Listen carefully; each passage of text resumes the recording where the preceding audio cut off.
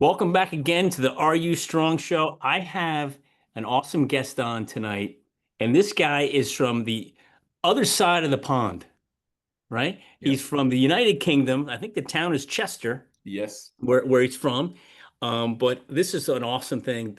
This young man just graduated from an Ivy League school, Cornell University, where he majored in economics and management. And get this, a 3.7 GPA, which is phenomenal. And what really blows my mind about this is to be all Ivy League, you got to have like a four up. I mean, Yep. it's crazy, but he's Dean's List every semester, soccer player, academic, unbelievable. Welcome to the show, Danny Lokko. Yeah, I appreciate you for having me, Jeff. I'm Thank you, glad you're Dan. on it, and I appreciate you taking the time. And I still can't believe that, Danny, is that a 3.7 doesn't make you all Ivy. You Yeah, know, it's the I guess the prestige of the Ivy League is they want perfection. that's true. Yeah.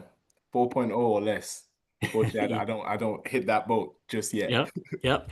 Well, listen, I got a ton of questions to ask you, and so before I start peppering you with stuff, just do me a favor, tell the audience a little bit about yourself. And I think what they're all want to hear right now, because I want to hear this, Yeah. is how the heck did you end up from the United Kingdom Yeah. over here to play Yeah. soccer? But I'm sure academics, school came first because that's a Yeah. phenomenal school. But let me tell you tell the story. 100%. Yeah, I can get into the weeds because that's usually the biggest question that's asked when I introduce myself in the past. So yeah, as Jeff said, my name's Daniel Loco. I go by Danny. I come from Chester, which is in the northwest of the UK, closer to Manchester for my big red United fans, although we're struggling right now.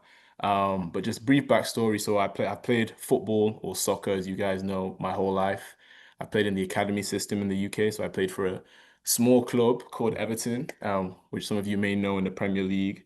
Played from the ages of 8 to 16.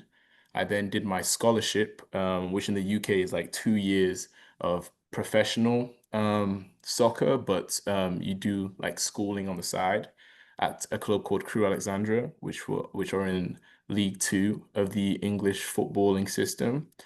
And then at the end of my 2 years, I had to make the tough decision of whether I wanted to see if I could pursue professional career straight after that. This was during COVID time as well, or see what other avenues I had available to me.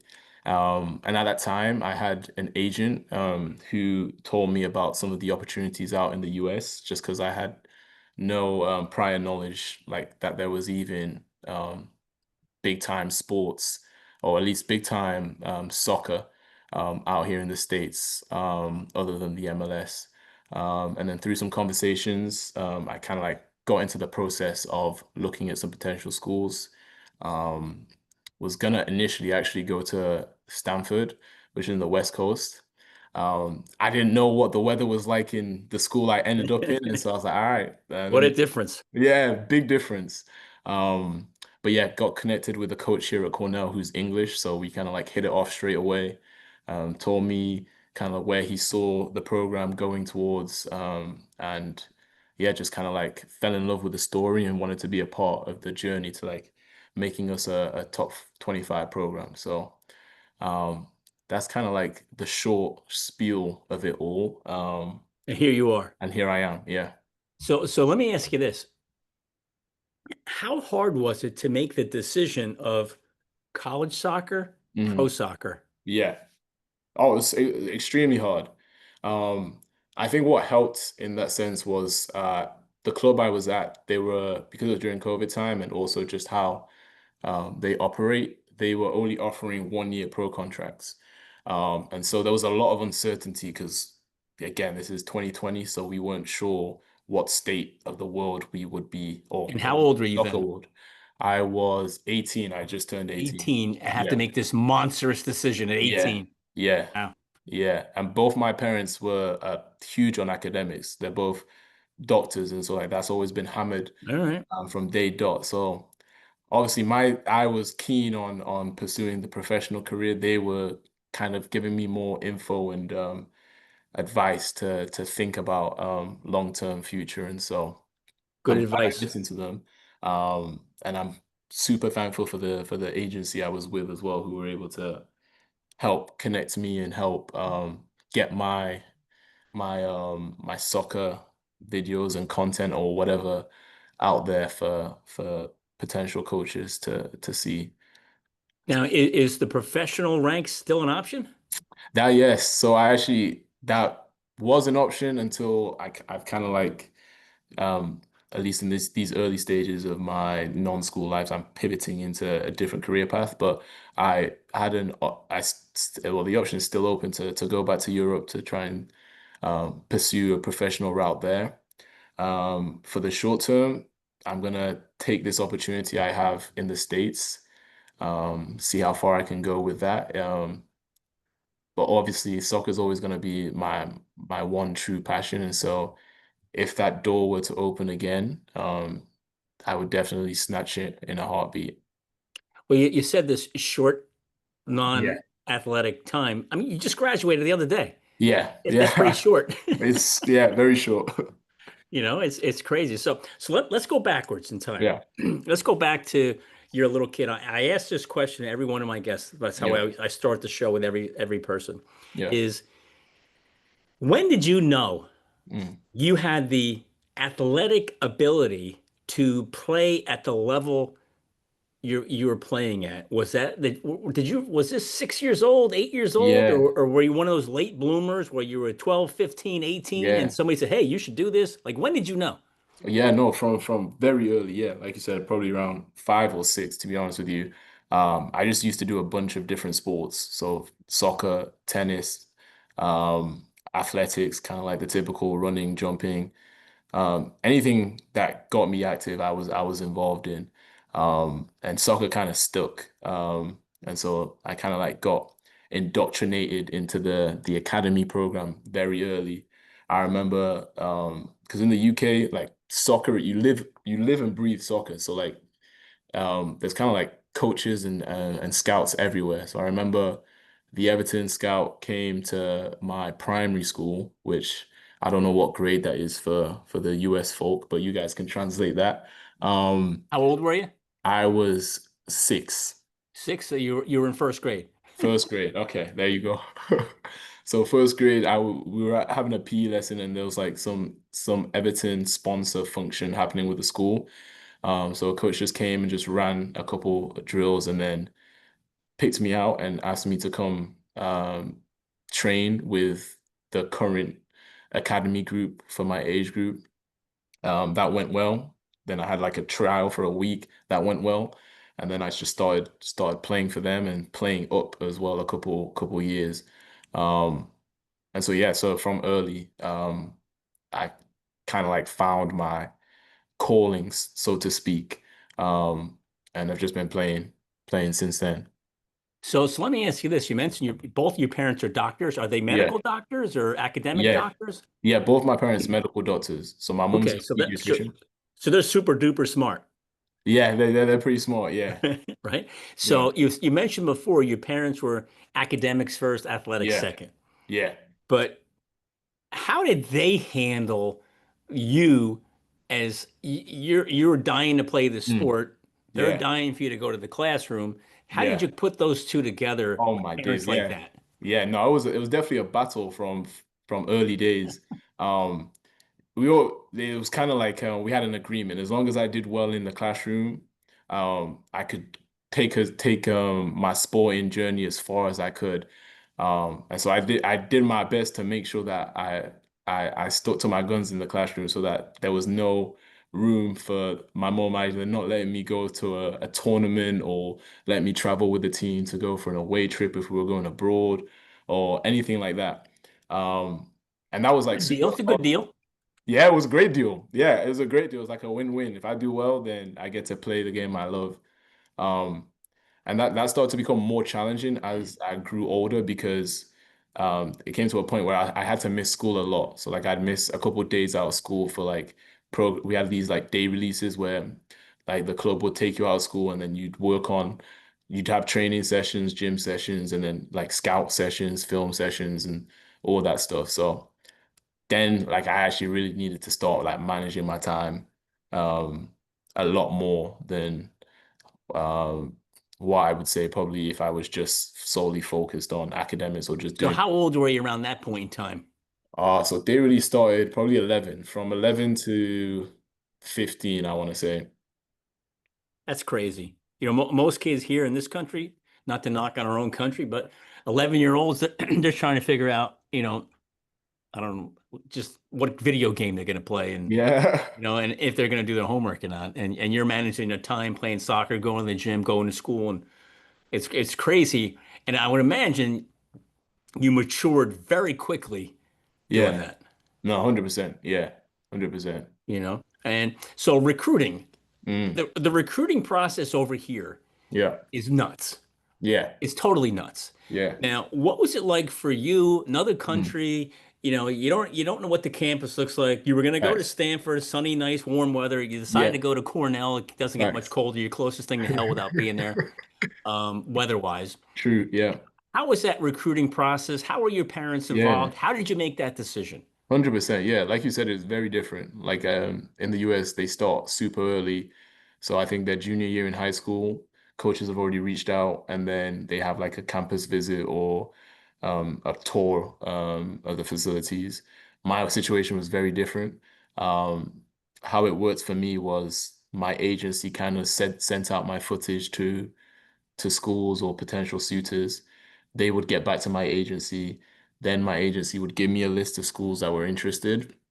And then from there, I would select the schools with my parents that I was most keen on hearing from or seeing what they had to offer.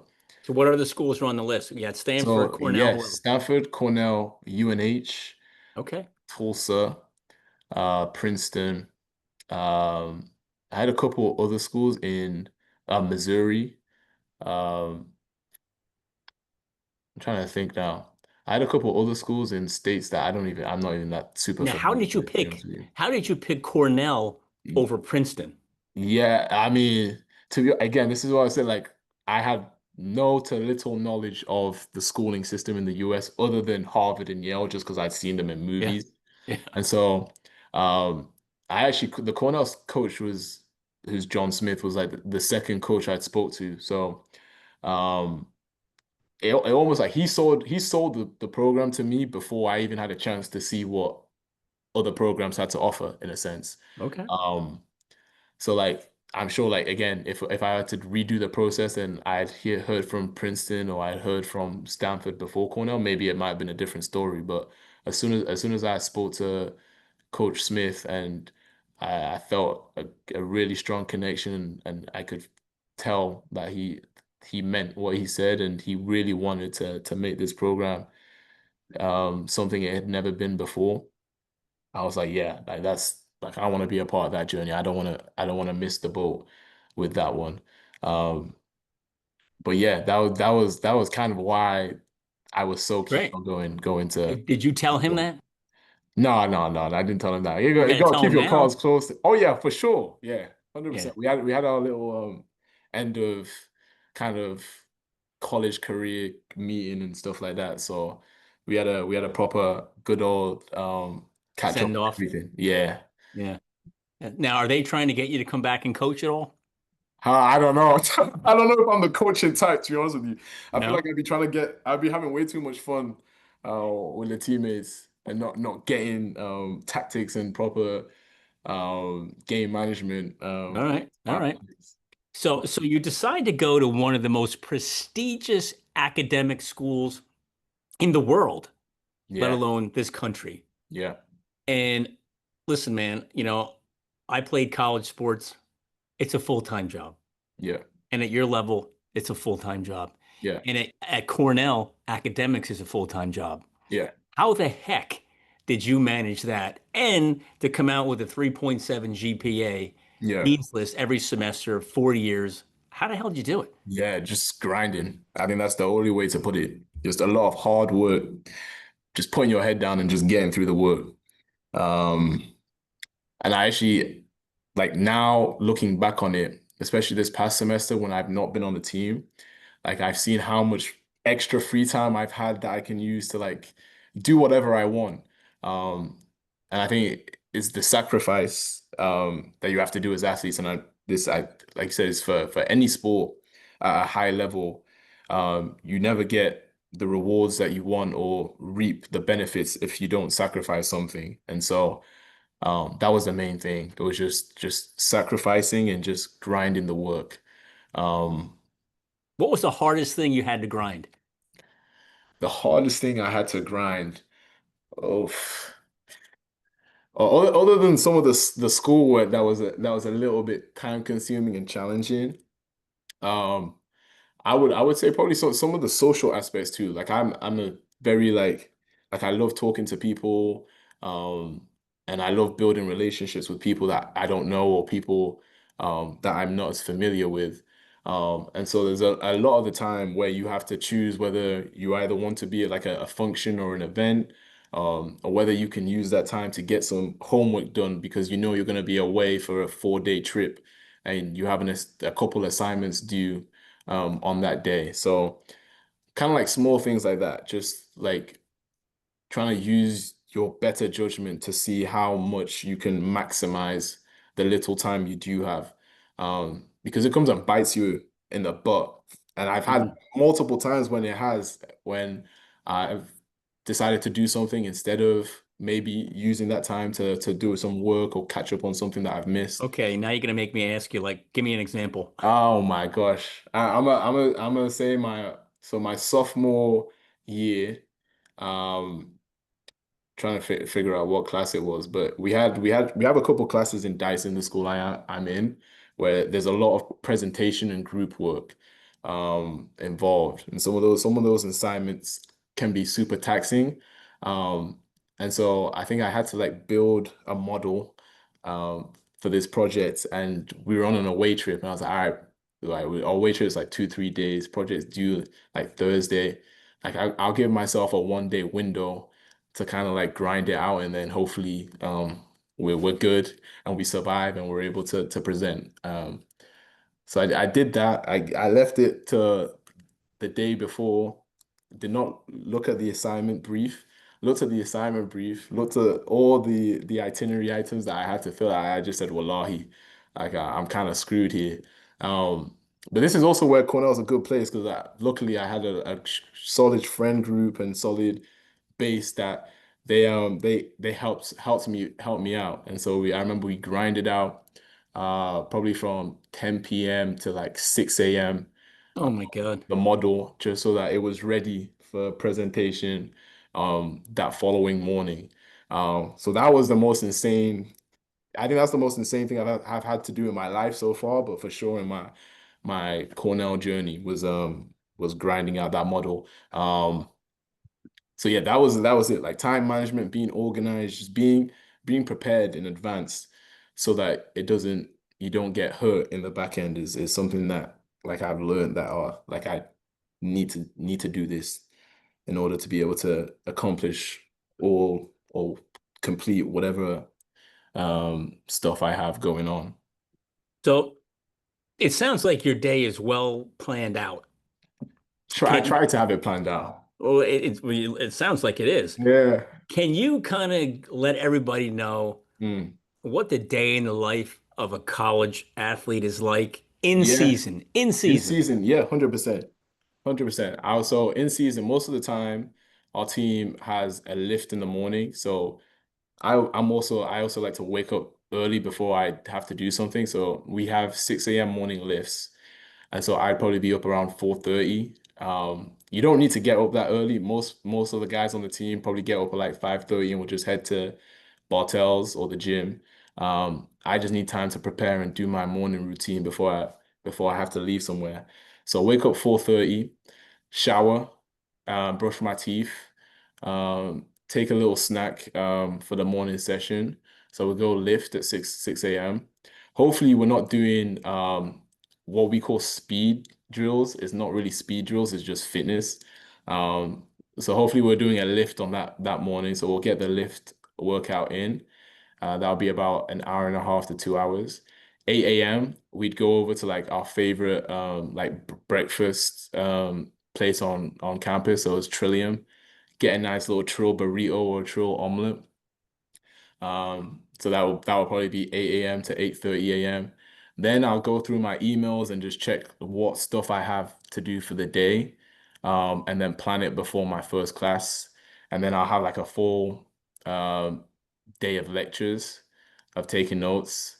Once that's finished, I'll go to like an office hours maybe at like 3:45, just to catch up on any either work I need help with, or um, if there was any notes that I'd missed from a prior class. Then I'd go back to Bartels to get ready for training. So we have a treatment room in Showkoff, just to get some stuff done to my legs to prepare me. Probably get like a hot and cold tub before practice. So do like 10, 15 minutes in there, then head to practice. So we'd have practice from 5 to 7:30. Um, do practice after And it's practice. cold up there during this time. Yeah. Oh, yeah, yeah. No, it's cold. Yeah. Anytime past like mid-October Yep. or end of October, yeah, that's when winter is here for real. So after that, yeah, come back home, go get food with the fellas, and then just grind out assignments, to be honest with you, for the night. So what time did you go to bed? Bro, so I would try and set like a 11:30 midnight. Um, in season, majority of the time, because I'm just like trying to catch up on work, probably closer to 1 a.m. And you're up at 4:30. and then up 4:30. Yeah. So we had two, usually we had two lifts. So one morning lift, and then we have what we call a drift lift at Cornell, which is nice because they give you time slots, and you can just choose which time slot you go to. So that one's a bit more flexible. The real like rigorous or the hardest schedule, I think, for us to follow is actually our season for us. So when we're in our winter season, because there's no matches, the coaches kind of like have freedom to create our schedule for us. So then every single day we have either a gym session or a training session at 5 or 6 a.m. in the morning on Oof. Showkoff. This is during like January to March, which is prime terrible weather in Ithaca. So those were the hardest to do. Um, in season it's hard just because you're tired from playing games and training and stuff like that. Same thing with off season, it's just that it's like non-stop constantly because they have a little bit more flexibility with what they can do. Yeah, so I'm hoping, Danny, that people are listening, especially those who are traditional students walking around the Cornell campus, who have the, I don't want to say attitude, but the vision that, well, Danny gets everything handed to him. Yeah, Danny, he's a soccer player. He's got all these privileges. Danny, right? yeah, And they hear this and like, wait a minute, this guy's up in the gym at 5 a.m. He's doing class work till 1 a.m. And this is year round, yeah, yeah. and it's not like you're one of those guys who's barely surviving academically either. Yeah, It's amazing what you've accomplished. And I just want that's why I ask everybody, what's your day look like? yeah, And it's like you said, you got to be prepared, you got to sacrifice, you got to manage your time efficiently and effectively. yeah. Oh my God. Wow. 100%. So let me ask you this one. Yeah. What's your most memorable moment in the years you're up in that frozen tundra? Frozen Tundra, yeah. I like that one. I've had an amazing time. There's a lot of memories I can count on, football wise, non-football wise. I think for me, my favorite memory was actually we had a UK trip during our spring break. This was just coming off our like one of our best. So you got to go home. I got to go home, exactly. And not only did I get to go home to the UK, I actually got to go to the area I'm from, or Oh, close to wow. it. So we went to Manchester, and we had just come off our like one of our best seasons at Cornell ever, which was kind of like why we had the trip in the first place. We got to go home. I got to show the boys around where I'm from, show them my neck of the woods. They got to meet your parents. Got to meet my parents, yeah. Got to play against some good teams too. We played some Prem teams, some players that are actually playing in the Prem right now as well, which is like super dope to see. And yeah, just the laughs, just the time that we had during that trip, something that I'm gonna cherish forever. And then soccer wise, that's similar. I think like our biggest wins, like anytime we beat Syracuse, NCAA runs, when we beat Maryland my sophomore year, and then this past year when we beat I can't even remember the team we beat, but we were down 2-0 and then we came back and won 4-2. Um, yeah, those are the memories that I think I'm gonna cherish when I look back. Um, oh That's great. Let me ask you this crazy question. Soccer. yeah. I don't, you have probably forgotten more about soccer than I'll ever know. Yeah, okay. But, and this is kind of a kidding around question, but, and I'm Yeah, just kind of busting a little bit, but yeah, I played American football yeah, and everything is going forward, forward, yeah, forward, forward. In yeah. soccer, I can't, they're always kicking the ball backwards. Like what's that all about? It was kicking the ball backwards. Yeah. Um, it's more like building. So most of the time that you can't always attack as much as you'd want to. You need to like create spaces or create opportunities to try and penetrate. And so to do that, you need to move like the opposition team around. Plus there's a lot actually I think it's the same. There's 22 players on the pitch for soccer, and I'm assuming it's the same for NFL too. Yep. Soccer is it's there's a lot less start and stop. Like in NFL, there's a lot of breaks. Every Yep. single time quarterback throws the ball, after that the play's dead and you kind of like reset. There's no reset in soccer unless the ball goes out of play. So everything is like in constant motion. And so it's um it's hard to go forward all the time. It becomes a little bit tiring and two uh like it's easy to read that too. So you have to figure ways out to try and unlock your opposition, and that's why like either the ball is gonna get moved back to the center back or to sideways to the wingers, fullbacks. So Uh, it's like a reset. it's like a reset, yeah. Sometimes it's like you're probing. Sometimes like if you're trying to tease somebody, you kind of like prod them with a stick. So Yeah. most of the time in soccer, you're trying to prod them with the stick to try and get them to bite. And then it exposes like some weakness in their team. Either that or you can attack too. And there's a lot of ways. That's why there's so many different ways to play the game and so Right. many different styles of play too. So you have people that just park the bus and will just sit back and then just wait for the other team to give you the ball and then just counter attack. And then you have like Barcelona who do what you say, just move the ball backwards, move the ball side to side. They kind of like lull teams into a sleep, right? Because they have the ball for so long and then try and break through them when there's like a lapse in And they're concentration. not paying attention. Exactly. It's cool. Yeah. So how do you think playing soccer over here Yeah. at Cornell Yeah. is going to, impact your future going forward? Yeah. That's a great question. Um, I'll answer that one from a personal standpoint. Um, and then I can go into like a career or more career Sure. type answer. So I think from a personal standpoint, I think especially our team specifically, and this might have a little bit of bias, but I'd say like we're probably one of the hardest working teams in all of NCAA. And I'm sure there's some opposition coaches that will vouch for that because our principles are built on just hard work. Like we have some of the most talented players in the nation, but they won't get a lick at playing on the field if they don't do the gritty stuff first. And so just from that standpoint, like that resolute mindset, I think has made me such a different like person just going forward. Um, So what kind of gritty stuff are you talking about? I'm talking our movement sessions, our fitness sessions, our coach, um, just the mental aspect of it too. We have this thing in winter where we run slopes.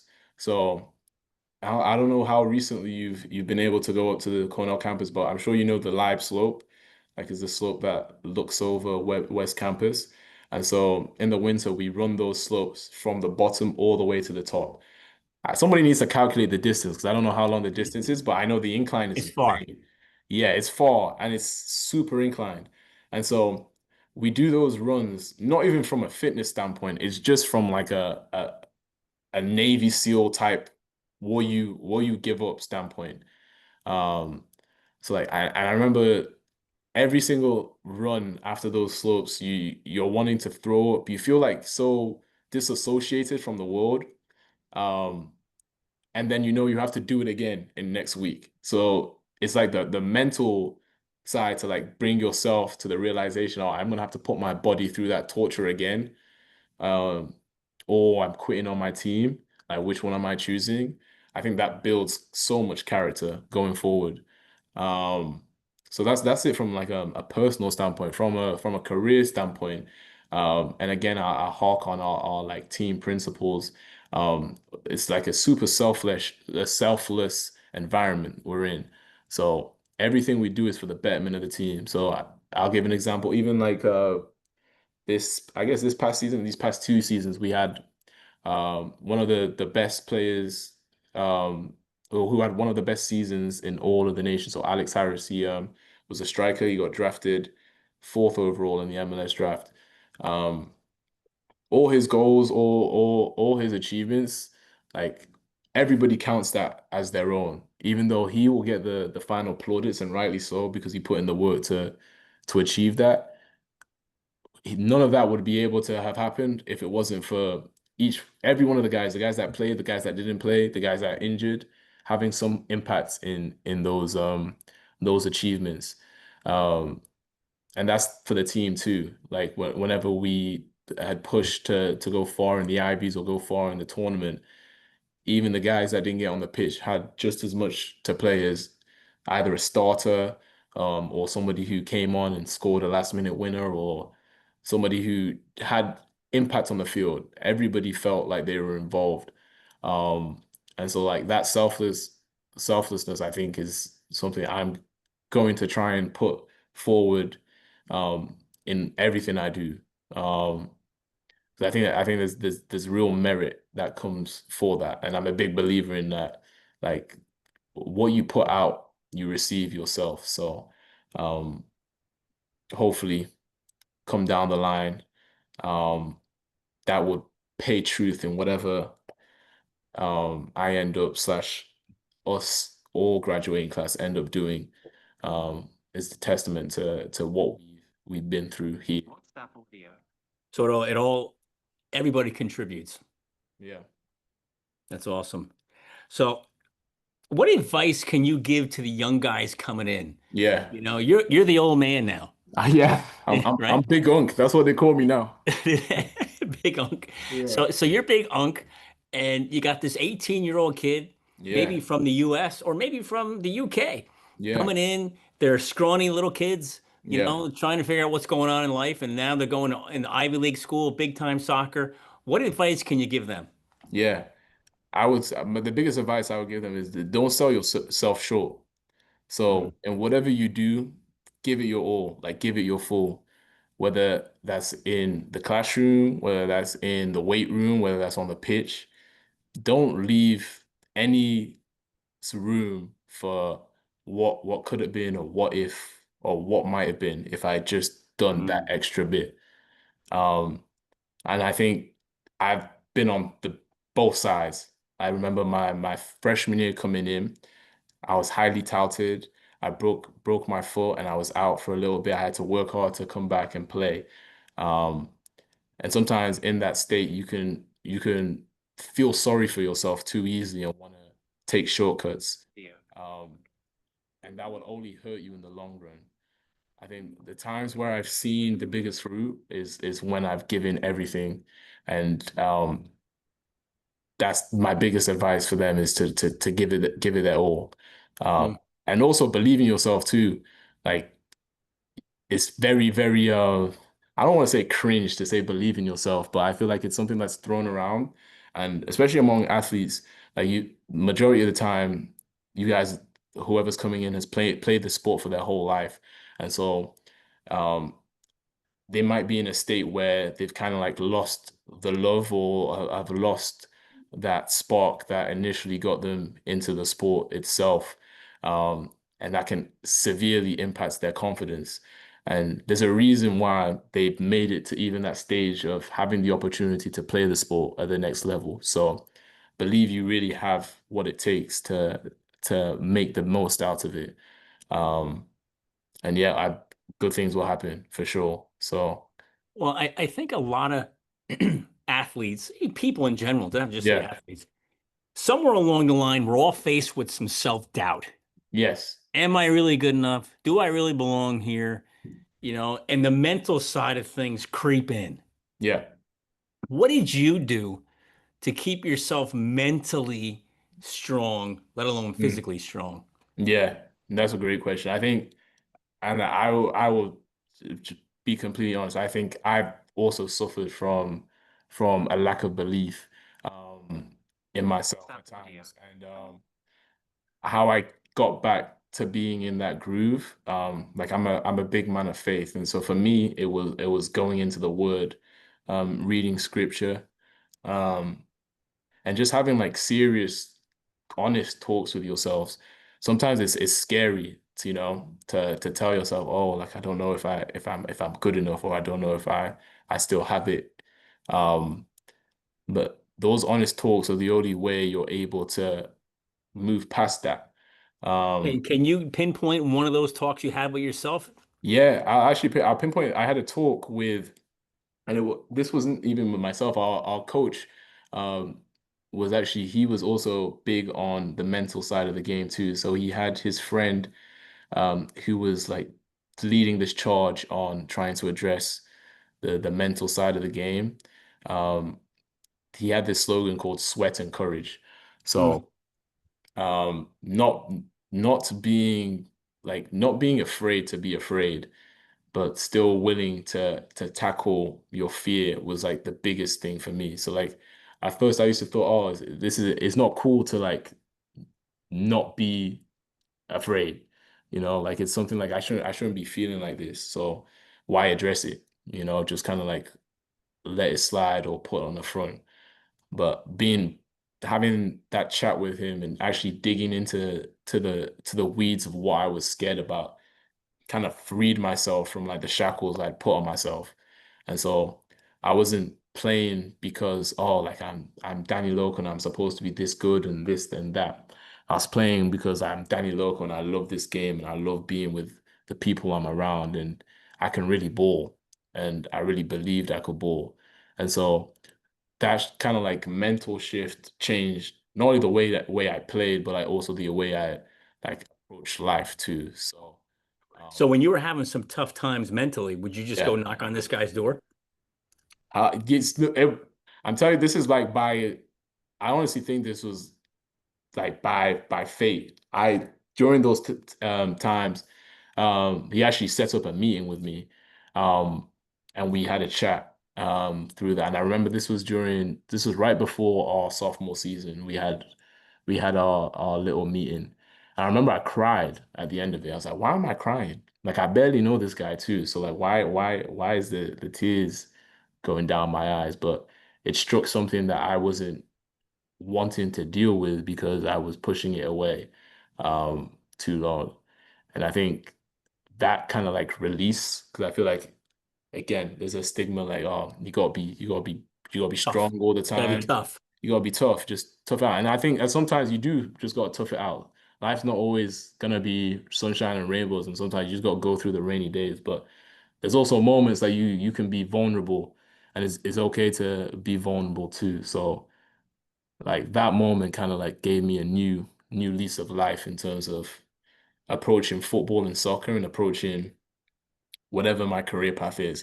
And that's why you mentioned about whether I'd still want to play soccer and for the love for the deepest soul in my body, that's all I want to do and that's all I've ever wanted to do was to play soccer professionally.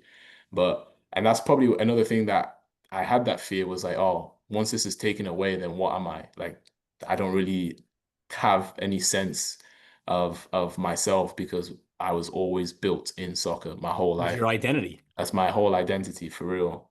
Um, and so like that's after if you told me this 2 years ago, I'd be like, if I'm not playing soccer, I don't know where honestly I'd be. regardless of whether I'd graduated or not, to be honest with you. Um, that kind of like changed my perspective.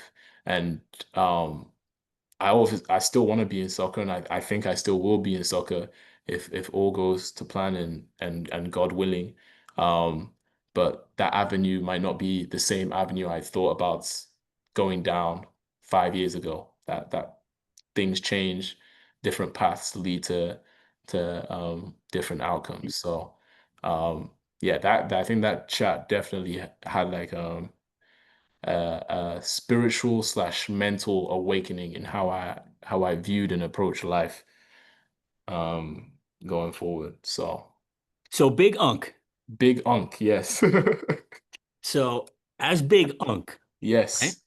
Um, you, I would imagine, have seen a freshman, a Yeah. sophomore who have you, hey, this kid's struggling. This kid's, Yes. I don't mean physically on the field, but just Yeah. struggling in life, struggling mentally. 1000%. Yeah. What did you do? Did you approach that kid? Do you tap him on the shoulder? You bring him under your wing? Like, what do you do with those kids as Big Unk? Yeah. That's a great question. I think every person is different. So someone might need the shoulder to cry on. Others sometimes distance really is the best thing for them. And not distance isn't just like not like wanting to go talk to them, but like giving them their space to grieve in a sense in that moment. But being ready for them when they are ready to talk. And especially like I've experienced it too. So like I kind of like know kind of the space they're in. It's not always in their best interest for you to go up to them right when something terrible has happened or something that they feel is life ending when it's really not. Like a coach saying like, oh, they're not traveling with the team, or them feeling they're putting in so much work, but they're not seeing any rewards from it. Um, and that's happened a lot, even after I say after my freshman year, every freshman I feel like experienced this in some capacity, even if you're playing a lot of games or you're not. Um, and from my experience, the best way to deal with that is to give them the assurance that they're not alone. Like this isn't something that's unique to them. Um, this has happened to multiple players beforehand, and it's all happened to multiple players after. What the hope they have is that they can see through their elder classmen is that they made it to the other side. Mhm. Um, and that usually gives them some sense of like ease, knowing that, okay, I might be going through the tough times now, but I always send this meme. I actually might send this to you. So it's one of my favorite memes to send. Yeah, send it to me. It's like it's this um it's like from back home in Ghana, there's this guy who does this like weird thing where he goes like tough times never last, only tough people do, and then he just makes some funny noises. And so whenever something that bad happens, even if it's just like a joke or it's not something serious, I always send that meme just to like make people laugh, but there's also some deeper message behind it. So Were um you the captain? I was not, no, I was not captain. But I would say I was definitely there for everybody. If everybody wanted to talk or anybody wanted to talk, I would be there for them to talk.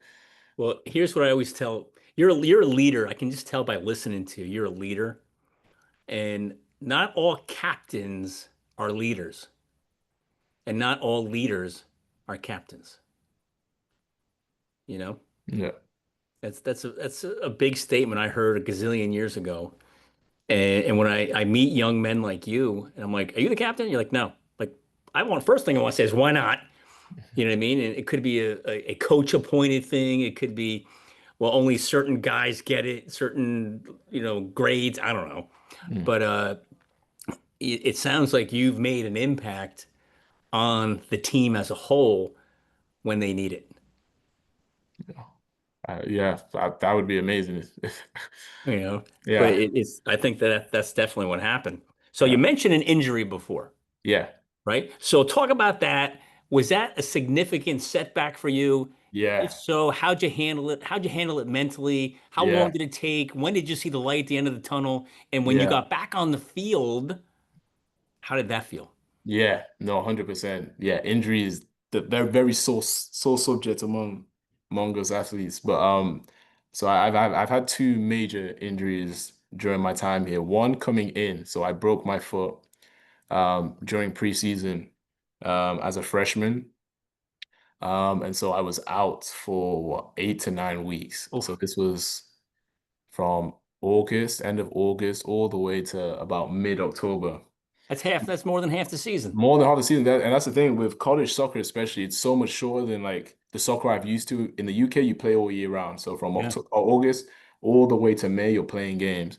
And so because it's such a short time frame, there's less time to make an impact too. So you miss like 2 games, like you've missed almost like not even a quarter of the season. That's an exaggeration, but you've missed decent time in the season. Um, and so like that was also playing in the back of my mind because I was like, oh, like how am I gonna make an impact or the impact that I want to make?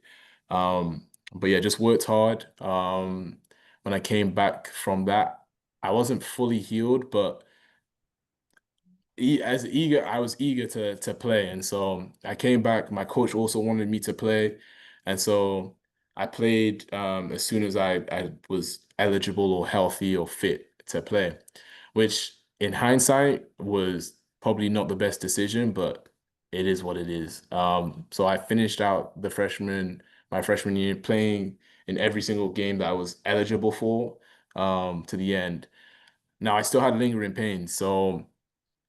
When I went back home to the UK and I saw my doctor back here, like my fracture had not healed and it like started to they didn't want it to start being something that's like a long-term issue. So coming back in the winter, I was back on the IR list per se, and so I was back in like that rehab state phase of stuff. And So what did they put a boot on your foot or something? Yeah, so boot on my foot for the first 2 weeks, and then I was doing like low weight bearing stuff for a couple of weeks, and then slowly building up to like full practice. So I came back to full practice like March. So I remember we do 3 sets of slopes, and the boys were jossing me as well. They were like, "Oh, this guy, he came back at the end of the season, and then he left because he didn't want to do slopes." But I did the last slope anyway. So, um. And that was also excruciating because my foot was still hurting. But I was like, I can't have these men saying, oh, like I'm a wuss or like Yeah. I'm not willing to put in the work. So I did it anyway. And then train up until we finished for the semester and for the summer. So did that. Was still having lingering problems with my foot, but I was just like, I just got to tough it through. My coach wanted me to play for a summer club. Went to a summer club. I went to play for Lionsbridge. Had a great time, balled out, did really well, scored a lot of goals, and came back for my sophomore year, like ready and raring to go. Um, and I still hadn't sorted out my foot issue, but like I was just like, all right, It was still sore. yeah, it was still sore, but I'm able to play on it. So just painkillers, play through it, whatnot. Um, had a good sophomore year, broke out towards the end of the year, and I was just like enjoying myself, enjoying time. Um, went back to back home, saw my doctor again. He's like, yo, this you probably need to either have surgery on this foot or like you can keep playing on it, but it'll be a chronic issue that will just like hamper you down the line. I was like, oh, I'm already in a decent flow. I don't want to have to sit out winter again and then have to restart and rebuild myself and whatnot. So I didn't do that. I came back winter, did everything, did all our hard winter, obviously probably made it worse, but it is what it is. I kept training through it. Then we had our like end of spring like games, and we were playing well. So this was just after our UK trip. We had like 2 or 3 games. We had a game against Syracuse, which we always do. We had a game against a random team, and then we had a game against Colgate. Our team was flying, like we just come off our like our best season, so everybody was confident, and we had a good group of guys, so we were playing well, scoring. And in the last game, um, I scored a goal, and as I scored a goal, I just felt my quadricep, like it almost felt like somebody had just taken my quad and just taken it out. And so I Ugh. was like, oh, this might just be a dead leg. Um, so I had to sit out the second half, came off the bench. My physio thought it was a dead leg too. So we're just icing it. And then the next day it was still the same thing. So like I didn't train. Next day, same thing. And I was like, this is taking way too long for it to be a dead leg. Can we just like go get a scan on Now, it? was it painful? Yeah, it was painful, but like if it just felt like Numb? when someone's like kicked you really hard in the leg and your leg just tenses up, it just felt like Yeah. that for the Yeah. whole time. Um, and then I went to get a scan on it, and then the scan revealed that I'd torn one of my quad muscles in my leg, which meant that I'd have to be out for quite some time. And so I was just super gutted because I just come back from a very good season and now going into the junior year, which is like your important year if you have like a any like professional aspirations. It's like, oh wow, like this had to happen at the worst time. But anyway, my coach had put me on another team um, for the summer with one of my other boys, Wilson, who's playing at San Jose Earthquakes right now. Um, and so like this was like a team that like had like all like top quality players from um like around D1 NCAA. So it was like a big opportunity. And I wasn't able to play one game because the whole time I was nursing my quad. Um and so that one was tough, but it was also fun as well because I was in Cali, California, with these new groups of guys and they were a good bunch of guys. So like it helped like make the days easier because like I had a good time with them, even though I wasn't able to kick a ball. And what Um, were you doing after? Just training, physically yeah, stretching, so I and literally, yourself ready? yeah, the first 3 weeks I literally just had PT. I wasn't even running. I couldn't. The leg was still the same. Felt the exact same way it felt after the injury had happened. And so the first 3 weeks was the same thing. I just had PT and massages on my legs, and I was just doing like super low impacts, kind of like more like core stuff. And then after 3 weeks, so this is 1.5 months post the initial incident, but 3 weeks since I'd been in California, I was able to start doing some more movement. And so the whole summer was just me building up how much movement I could do until I got to a phase where I could actually start running. And so So where were you mentally at this point? You must have been a mess. yeah, mentally I was all over the shop, to be fair. All over the gaff as we'd say back home. But like I still had faith. I was like, all right, this is just another setback. Is cool. Just ride it out. Just do what you need to do. And you'll be back better than ever. And so when I actually stopped was towards the end of the summer, me and Wilson, like our team had been knocked out of the like league USL2 cup round or whatever. So we went back to his place. He lives in a really nice area in like Palo Alto, which is actually close to Stanford, which is ironic. So I finally got to see Stanford's campus and it's beautiful. I was like, damn.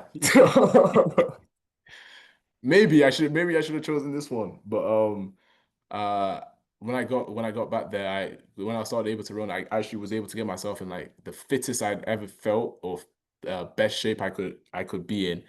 And I still had like my quad wasn't fully healed. So I was like, oh wow. So like as soon as my quad fully heals, then this is like I'm gonna be an absolute menace, to be honest with you. And so I came back to campus super healthy, even though I was still supposed to be nursing this. And so I wasn't able to do preseason.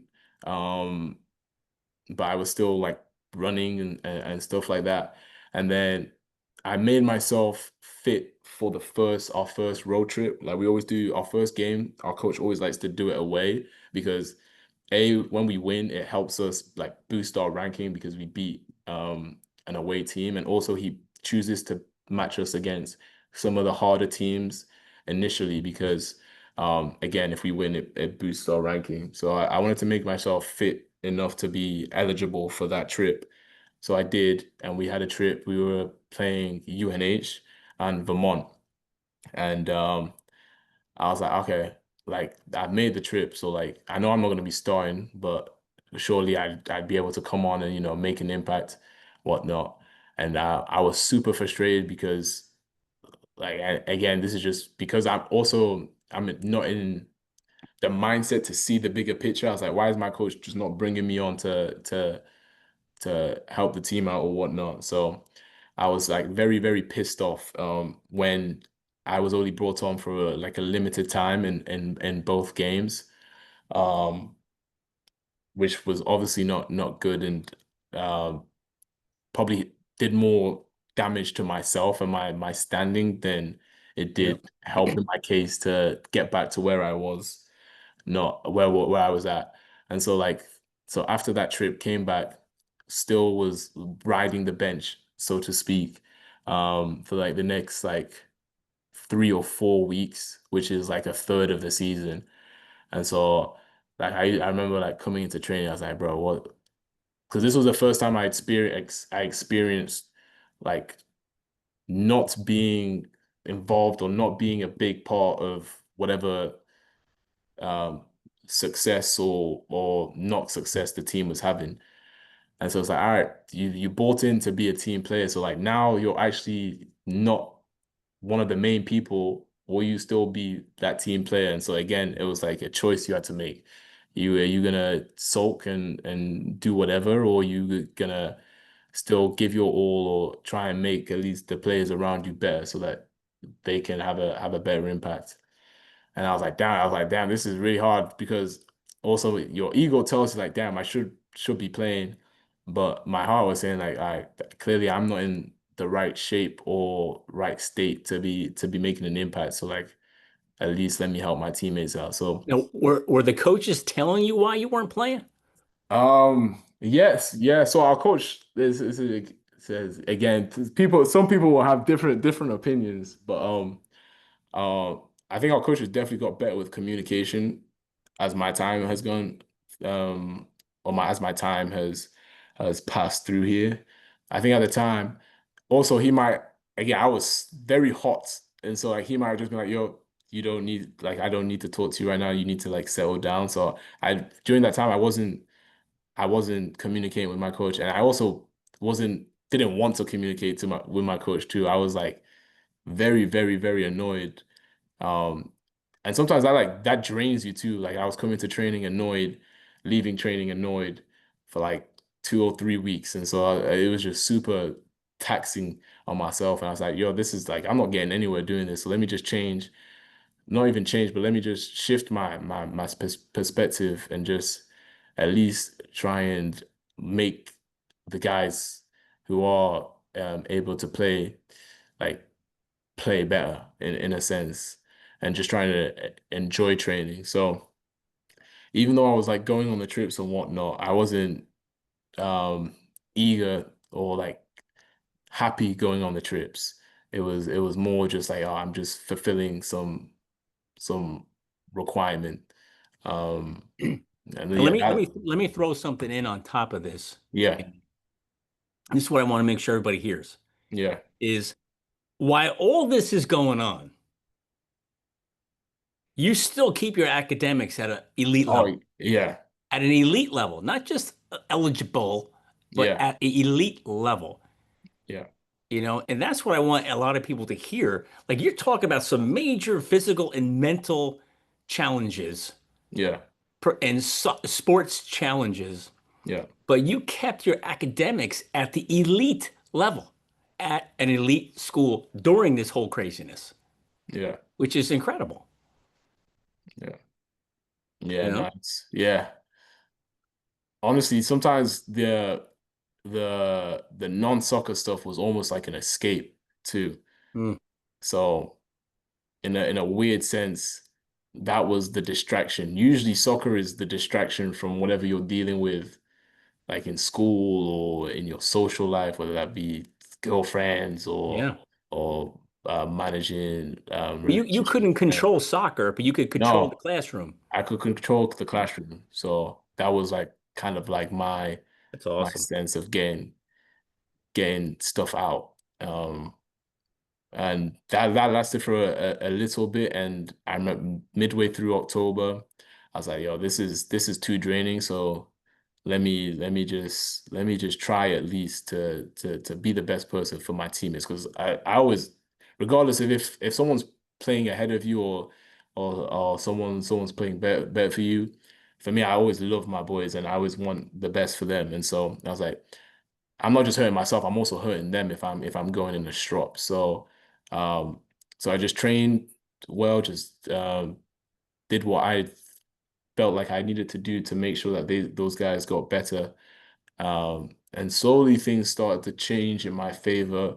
Um, and not even because I was getting more opportunities to play, but just because I felt better.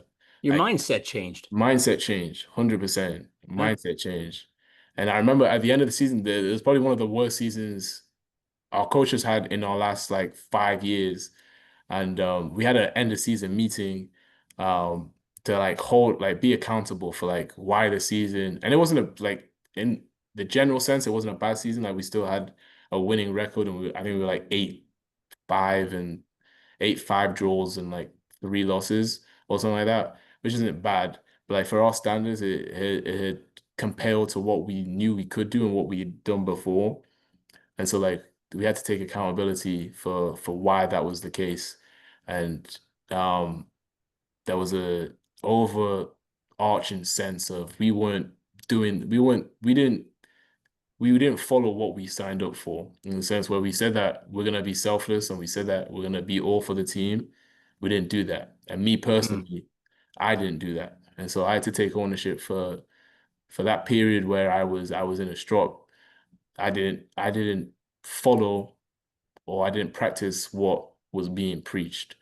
Um, and so that was a big thing for, I think, for the whole team to have um us more, 'cause I was a junior at the time, so us more elder statement be like, yo, you know, even when you're older, this thing is still not easy. Like we're still gonna make mistakes. We're still gonna have times where we don't feel good or happy. And in those times, that's when we need to fully delve into what our whole team is about, and the culture. And taking ownership for when you're not doing that, I think is just as important as doing it in the first place. Because then it shows that, okay, these guys aren't just gonna yap and say they're doing this, and we know they're not being a part of it, and it just be like brushed under the rug. Um, they kind of need to see that, like, we're gonna hold ourselves accountable too. We're not just gonna tell you a message and expect you to be accountable, but like not be part of the deal. Uh, and so like I think that helped us, especially going into the winter, to have a really good winter, and a good spring. And then for those that went to clubs, I did it. This was the time I was doing my internship last summer, so I was actually still I trained with Manhattan Soccer Club, which I'm not sure Oh yeah, if you've heard them, but of they're course. like a USL team over there. To stay in shape and stay fit, and we had a really good year. Again, this my senior season just got pipped at the end because I really wanted to finish with a ring, just to like encapsulate the whole journey, but we weren't able to do that. But um, yeah, we were able to have a good year, I think, which stemmed from taking accountability for why we had a bad year. Um, Well, your memories are your ring. Facts. That's a bar. You know, that's you know what I mean. And Yeah, there's guys who don't have the opportunity to create those memories. yeah, You know, who and wish they had them. And there's yeah, guys that get the rings too. I get it. yeah, But you know, your memories you can wear on every finger. yeah, You know, that's yeah. pretty cool. That's awesome. So soccer's over now, right? Yes, So for the interim, I mean, college soccer, college soccer. Yeah, college soccer.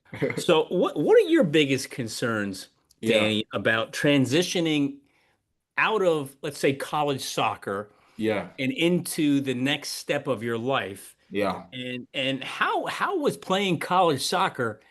How did that help prepare you for that? Yeah, no, that's a good question. I think I'll tackle the first part. So I think the biggest concerns for me was like we touched on a little bit earlier, like my whole identity I felt like was ingrained in soccer. And I always used to think that was my calling. That's what I was brought, or that's what I came onto the earth to do, was to play soccer.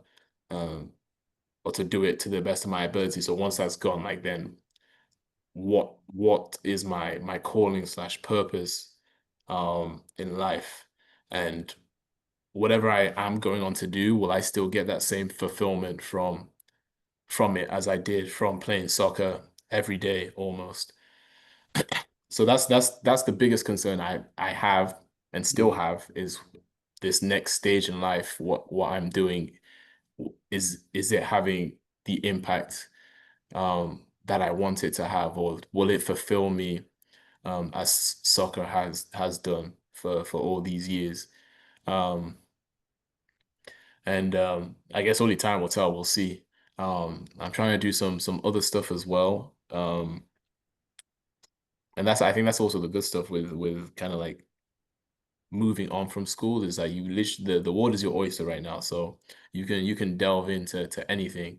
And so why not try and see if there's something that like I'm super passionate about or I've always been interested in, why not get involved in it? So I'm planning on doing a couple things on the side of my main occupation, so to speak.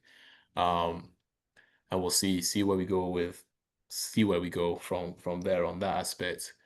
And then in terms of preparation for life after school, um, again, I think soccer's instilled the principles that I think are like super valuable, um, not just for success, but just to be a good person in life. Um, so the hard working, um, the determination, the not giving up, the working for a team, the selfless nature, um, the resilience. I think that's one of the biggest things. Um, Knowing that even with setbacks, there's an opportunity for a bigger comeback. Is something that I'm gonna cherish and use, hopefully, in all I do, um, regardless where that may be.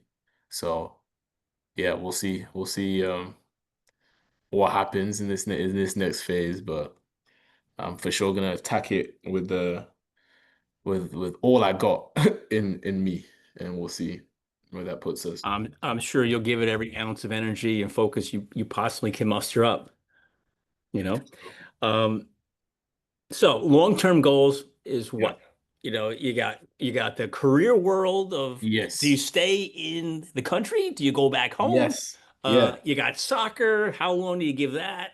What's Yeah. going on and all that? Yeah. No, 100%. So long term, I'm a tackle this in short term because the short term is gonna build to the long term, I hope. But in the interim, I wanna be based in the city. So hopefully if all the visa stuff goes through, I'll be in New York for a couple years at least. Um just to see or make the most out of the opportunity out here. I have a couple plans that I want to do. So my grandparents were big advocates of healthcare in Ghana, whereas that's like my ancestral home, and so big dream is to try and build a hospital eventually, in the region where they grew up. So that's one of the That's pretty long-term cool. goals. Yeah. Um, that me and my cousins have. So my cousins also from Ghana came out to the US and went to school here. So we're gonna try and muster up together um what we can to start the process in making that a reality. And then some other personal stuff. I also want to give back to like my community back home too. So kind of similarly to how I was able to come out here and have the opportunity to get a degree and pursue soccer, I also want to give people back home the same thing. So um, currently in the works to try and build an agency with a friend to try and offer similar services to that I had, and then try and build on connections that I've been able to establish here to make it a reality for some of the kids back home to at least get an opportunity um, to go to some of these um, elite institutions per se, um, and try and make the most out of whatever they're interested to. So those are the two in the pipeline, and then um, hopefully we have me and another friend that I have like a business venture that we're trying to do with a clothing brand. Um, so What's the brand? the brand is Mom Said Have Fun. I should have actually brought the hoodie. But it's built on the sentiment of he also has his story, and his his cousin was going through a tough time in college, and she came over to his whiteboard, wrote "Mom said to always," or "Mom says you should always remember to have fun."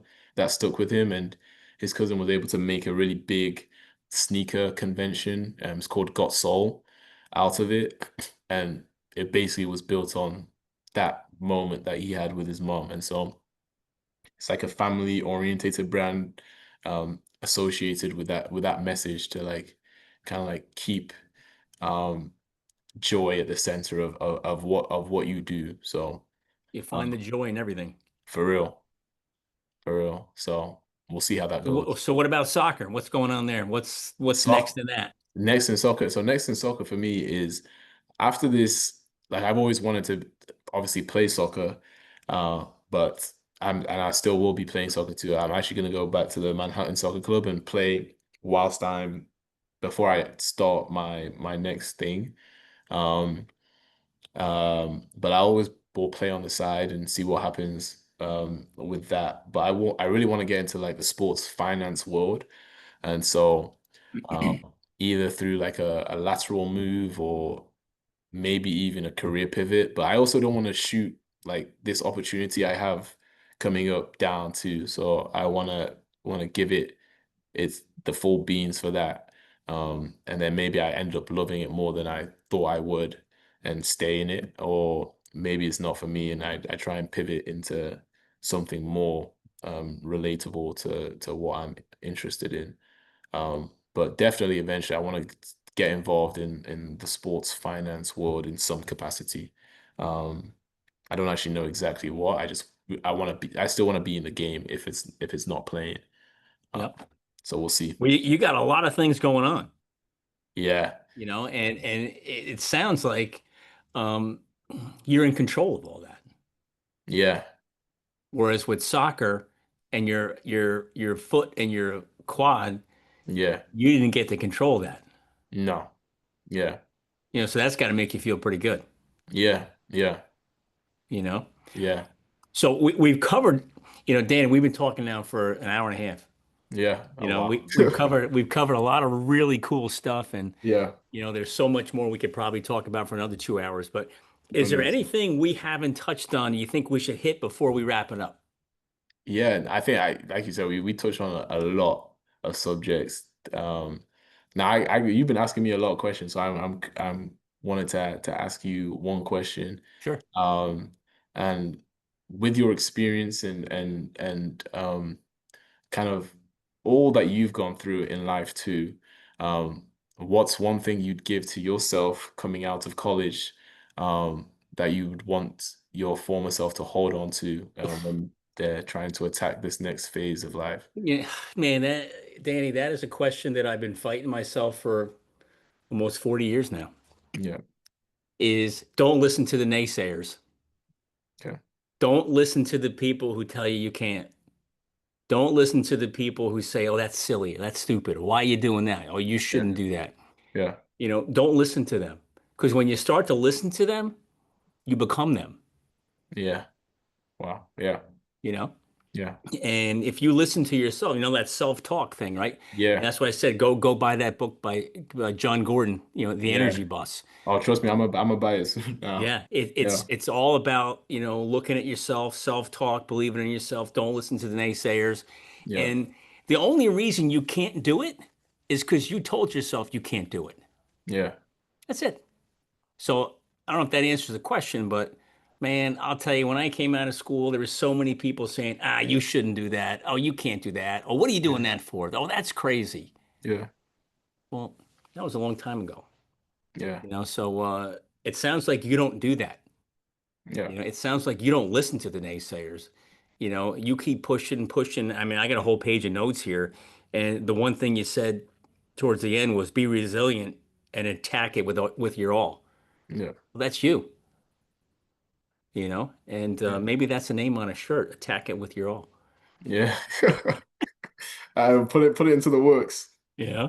But Danny, listen, man, thanks for being on the show. I Of appreciate course. it. Yeah, thanks for having me. I I've can't enjoyed it. wait to see you playing somewhere. Yeah. Um, and if you're down in the Jersey area, Oh yeah. let's connect up. And I am 100%. looking forward to seeing you out on the field again. 100%. I appreciate that a lot. It's awesome. Thanks for having me as well. I enjoyed it a lot, so I appreciate you for having me, Jeff. My pleasure.